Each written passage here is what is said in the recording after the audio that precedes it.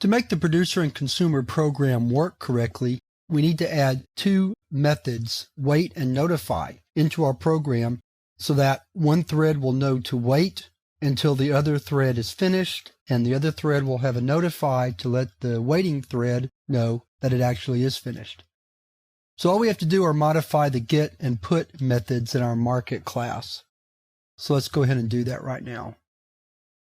First thing we're going to do is add a Boolean variable val set to indicate when a value has been produced or set and is ready to go out. Our get method is going to change some. It's going to be keyed off of an if statement now, and we're going to have a try and catch blocks. In the try block will be our wait method, and again it's stopping the execution of the thread. And in the catch, we're simply going to say interrupted if an interruption exception is thrown.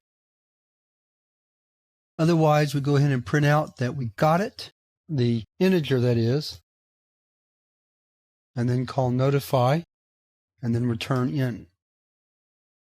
Put works similarly but different. It also has a wait that's inside a try, and we're going to handle it the same way.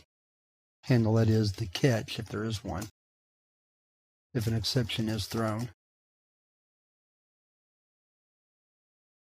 Then after the catch, we still generate a new in value.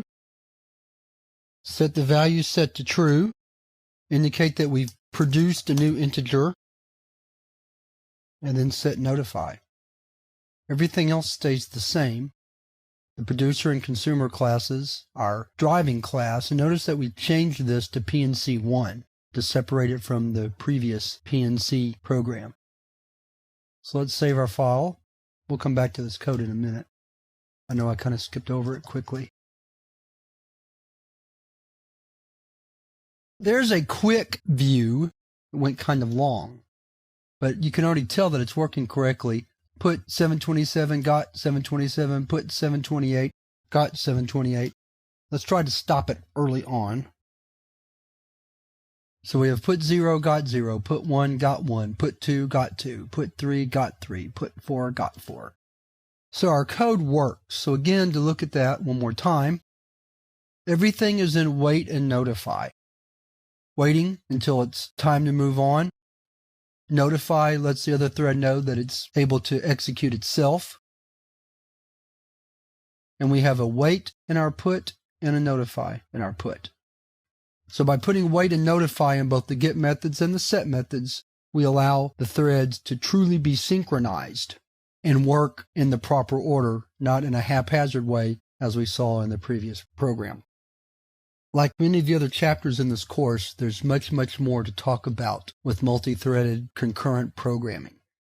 And to cover the whole area would require a much longer chapter. In fact, it would require its own course.